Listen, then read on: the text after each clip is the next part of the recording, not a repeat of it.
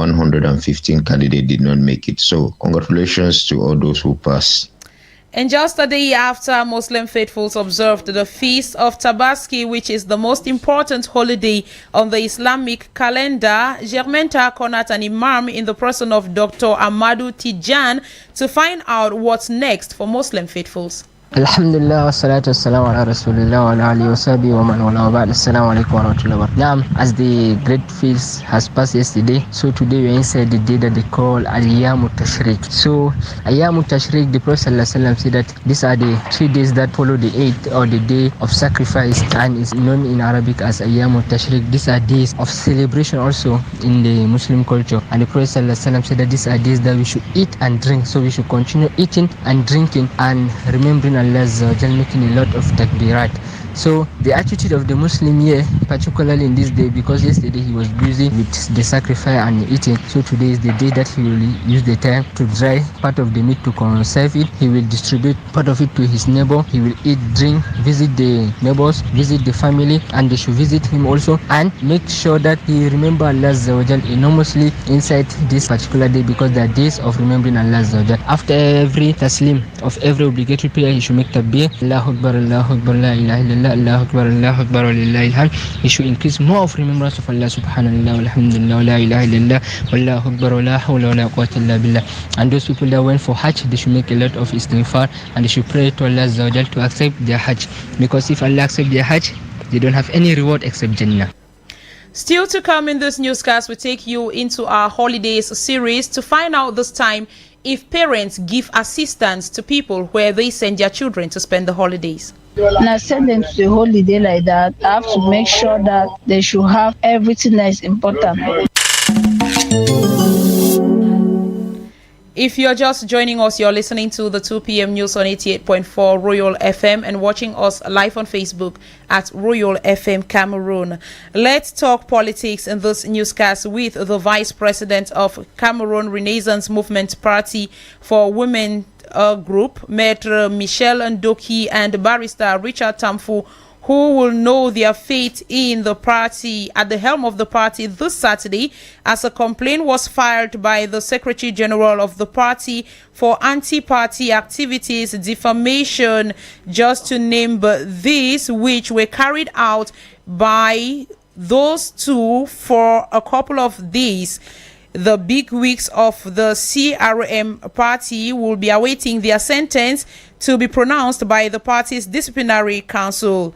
Meantime, our reporter Germaine caught up with the party's Secretary General to find out the situation of Maître Michel Ndoki in the party. Michel Ndoki's position or situation in the party has no problem as far as the Cameroon Renaissance Movement is concerned. All what we know is that she has declared to stand as candidate for the upcoming party president. Barrister Don Christopher is the Secretary General of the Cameroon Renaissance Movement, who highlights that contrary to defamation enhanced by Michel Ndoki, the party can stand against Michel Ndoki's wish to run for the post of chairmanship. Looking therefore at the expected reaction from Barrister Michel Ndoki linked to the multiple outings she took publicly, the Secretary General of the CRM party, Barrister Don Christopher, uphold that she has sent her observation as to the complaint that was filed by the Secretary General of the party against her for 1, anti-party activities, 2, false information that he was propagating, 3, creating a WhatsApp group unauthorized by the party. So those are the charges which we have against her. And if Michel Ndoki is presently upholding that the post of Vice President of Women's Group in the CRM party, the National Commission for Mediation and Arbitration will sit this Saturday, July 1, 2023 to resolve with some major decision way forward. And on our economy page, 2 billion francs CFA is the amount set aside for the construction project of the House of the President of the Economic and Social Council in Yaoundé. In an image circulating on social media since June 26, it is written that contractors are needed for the construction of this house. Following information that has been causing controversies, Fringwe Crispin caught up with a legal mind on whether Cameroonians should bother about this huge sum of money or not. She compiled this report. The legal mind, an expert in public work, begins by revealing that the amount of money set aside for this project is out of question. The expert further attests that every construction or reconstruction works are done with an estimate. And then we'll dig deep on the role as well as main objectives of the Economic and Social Council in Cameroon. The economist Polycarp Chengui Tala spoke to our reporter Germaine. The amount is too high. 2 billion francs CFA. The Social and Economic Council is a very important institution in the country because the economy of the country is the backbone of the life of every nation. So the Socio-Economic Council deals with the major objective of checking which investment, both home and foreign, are suitable for the country, which economic policies are more adaptable, both for those living in the rural and urban areas, and how can the emergence, which sector of the economy is more prominent for that country or not. And socio-cultural and economic aspects are perfectly blended when it comes to industries and everything in the country. And then also when it comes to the headquarters, it's supposed normally to having its own headquarters and having its president or its director in that headquarters and all those working and dealing with that. But constructing a building of, let's say, 2 billion for a residential purpose is somehow absurd. But if it is for constructing a building for 2 billion that is just purposely for the headquarters of the institution, then it's very, very normal because that's one of the major institutions of the country. That is why I think that its director or whether it is the head of that institution is one of the prominent people when it comes to hierarchies in the country. I think it should be around the fifth most important person in the country. Let us come back to the report of Fringwe Crispin, who spoke with a legal mind on whether Cameroonians should bother about this huge sum of money or not. The legal mind, an expert in public works, begins by revealing that the amount of money set aside for this project is out of question. The amount is too high. 2 billion francs CFA is too way high. Even 1 billion is too high. This is how the government funds are wasted where they shouldn't be wasted. The expert further attests that every construction works are done with an estimate. You build a house based on a plan, and based on the plan, that is where you allocate the budget. So who drew the plan of the house? And with such a plan, if it was to be cross-examined by the appropriate quarters, it will be disqualified. And when asked whether it is appropriate for such information to be made public on social media, the expert attests. Specified media platform whereby available public contracts are being sent, be announced, are being public. It is not just every social media platform. There is an official page for the publication of public contracts that are available. It is worth noting that Cameroon adopted a new regulation of public contract in June 2000. During the holidays, some parents keep their children at home while others send them to members of their families and other relatives. The question now is, those who go elsewhere to spend the holidays, do these parents provide the necessary assistance to the families who receive them? Our student interns, Awasiri Darin and Mendomo Erica, compile the points of views of some parents in the following vox pop. When I send my kids to the village to spend some time with their grandmother, due to lack of facilities in the village, I have to assist in buying some food items like rice, oil, granules, egusi, groceries. Buy some of those things so that when they go, the burden should not equally be on her. Because as well as in the village, there is no money. They live from hand to mouth. Farming, agriculture is mostly the main activity there. So what I do is I try to support in one way or the other without looking at the food items that are being worked in the village. So I assist. It's very, very important so as to equally reduce the load on the person that has to stay with the kids. And why not send somebody to equally assist the person with the kids? When I send my children for holidays, as it's holiday now, I make sure I also send the allowance because it's holiday. You want to send your children doesn't mean that you don't send their upkeep. I send them alongside with food. You should not be a burden to other people. Yeah, so I send my food. I send them food so that they come back very healthy. Just for somebody to take off their child is already a responsibility. So you cannot just weigh that person down. And I send them to the holiday like that. I have to make sure that they should have everything that is important. People know the way that Bamenda is now. So I have to buy the soap, buy rice, buy all those type of small things so that you will not disturb my mother. My mother will not also stress. So that my mother will also be happy that children has come and meet high holiday. So to send your children somewhere is not that you have to stress the person or whatsoever. You also have to make the person that they are going to see so that the person should be happy also, so that things will be so easy. When you are a child somewhere, make sure that that child should go there very well, that the person in the house will be happy. Cameroon will next Saturday, July the 1st, celebrate the 4th edition of the 237 Reggae Festival to take place at the CIPCA Omnisport under the theme Reggae, Rastafari and the Role of the Woman. Although it is a popular music of Jamaican origin that combines natives and soul music at a moderate tempo with the accent on the offbeat, some Cameroonians still listen to reggae songs while others do not. Our student interns Mbala Miris and Aisha Muhammadu went down the streets of Yaoundé to collect some reactions and put together the following vox pop. Whether I love reggae music or not, I'm going to say I don't really love reggae music. The reason is that reggae music for me, they are mostly for drug addicted people. Actually, everybody now wants to be like a Bob Marley. If Bob Marley was an inspiring person, especially with his song Woman You Cry. It's a song that really touched everyone. But people find themselves through the music in the wrong way for me. Especially the youth, they pass their time smoking and they think smoking is a good thing. No one just destroying their health. Reggae music is good, but I don't really love the music because most of the singers, first of all, even though the message they pass through their song is inspiring, but they don't. Out of the country, the Nigerian National Agency for Food and Drug Administration and Control has warned that some bottles of a soft drink called Sprite are contaminated and that particles have been found in 5 crates of the soft drink. It is not clear what the particles are, but the NAFDAC authorities say it is the 50 centiliter size Sprite bottles in particular that is affected, and Nigerians should thus avoid the bottles while investigations are still being carried out.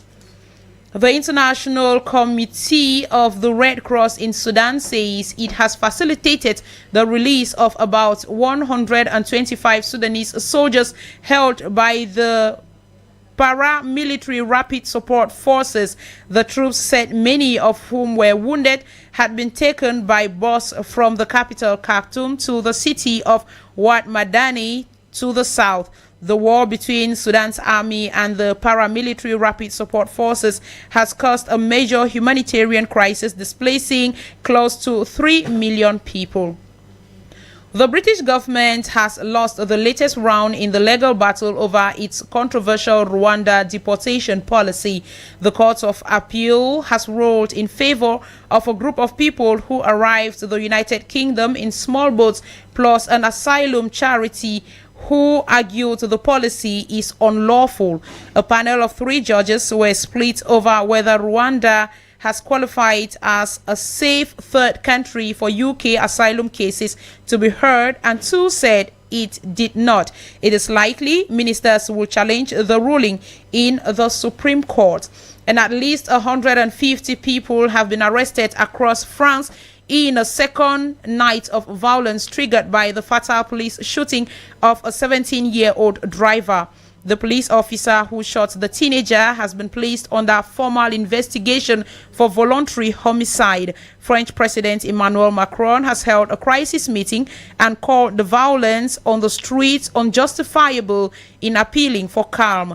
Where the 17-year-old driver was shot, Vehicles were set on fire and police fired tear gas while people broke into the town hall and started fires outside Lille. Let's come back to Talk Sport. Coming with our sports page is Evans Williams and Jobati. Good afternoon, Evans. Good afternoon, Zita.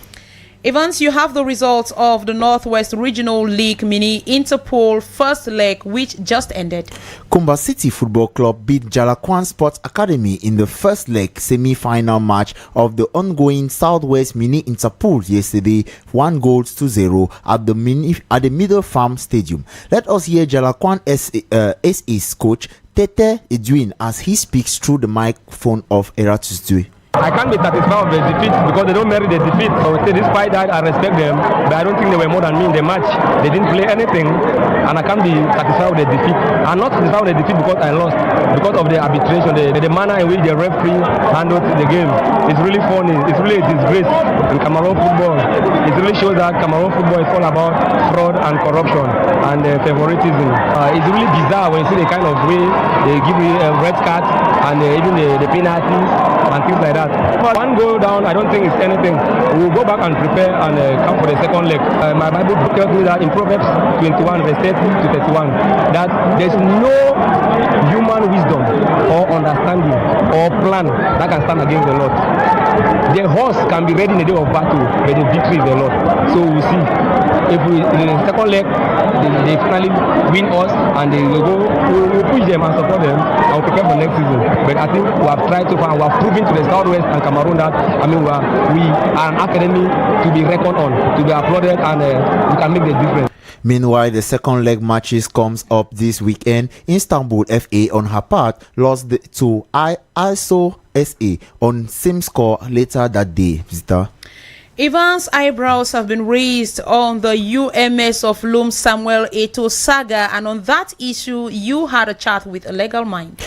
After EMS of Loom's management filed a complaint against Fecafoot's president Samuel Eto'o at the Federation's Ethics Committee, demanding his suspension over a period of 6 years, we connect a legal mind in the name of Nelson Lambris, who tells us some of the implications it could have at the level of the law. Union Sportive Loom is going to file a lawsuit against Fecafoot. I also wish that Cameroonians need to understand something. Samuel Eto'o is not acting into personae to things that have to do with football. He's acting as the representative of moral association known as Fecafoot. Means he's just acting as the representative of that organization. Whatever his decision cannot be punishable per him, but punishable but per Fecafoot. So if he takes any decision, that decision will be commensurate to the football organization association in Cameroon, and if there is any problem, that football organization is going to pay into personae. Not like Samuel Eto'o as a human being is going to pay per se. No, he's just a representative of a moral person known as Fecafoot. So his signatory or his signature is going to be commensurate to Fecafoot, or you look below. Fecafoot is signing on behalf of Samuel Eto'o. Still in football, Bambutus of Buda has been refused a CAF license. Bambutus FC of Buda was chosen as the club to represent Cameroon during the upcoming CAF Confederations Cup. They were later declared not up to standard as the new formality to participate in any CAF organized competition was not attained. As such, the Mangwa boys have been denied CAF license to take part in the said event. However, the club has been given up to Friday, June 30th to be able to meet the new Article 60 criteria. Zita.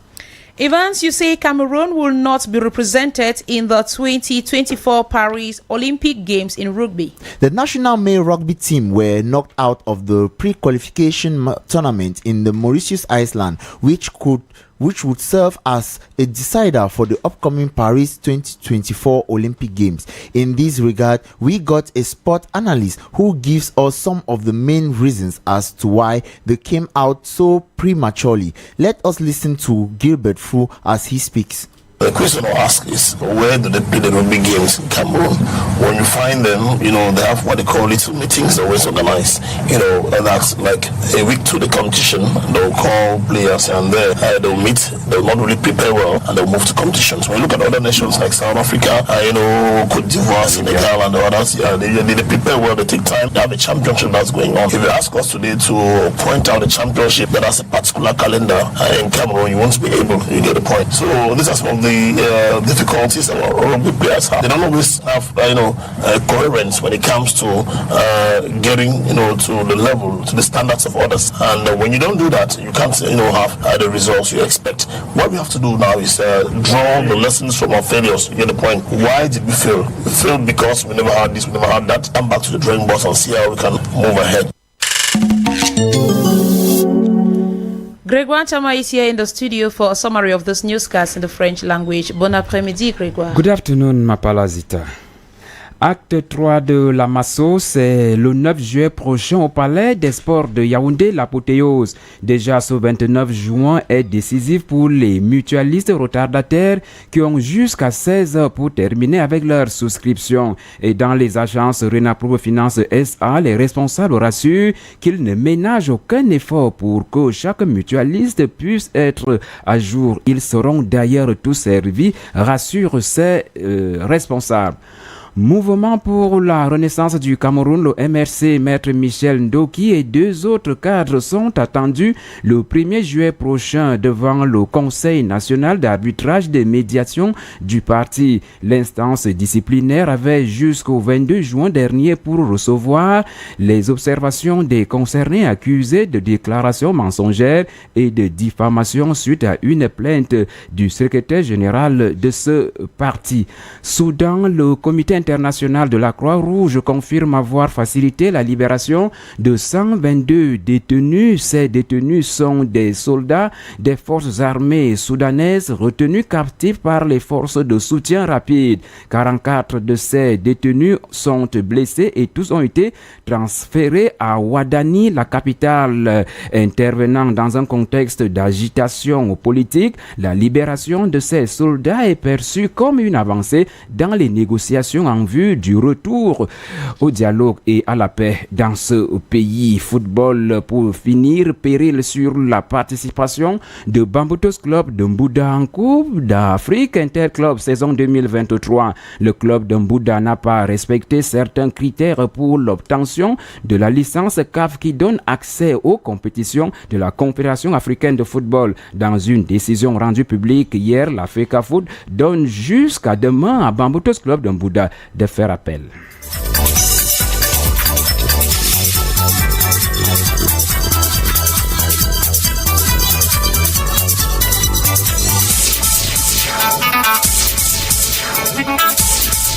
Ladies and gentlemen, that was how we saw it this afternoon. The news was technically assisted with copyright by Salomon Esana. Jean-Marie Otu took care of the cameras for our Facebook Live. The news was produced by Eratus Ndui.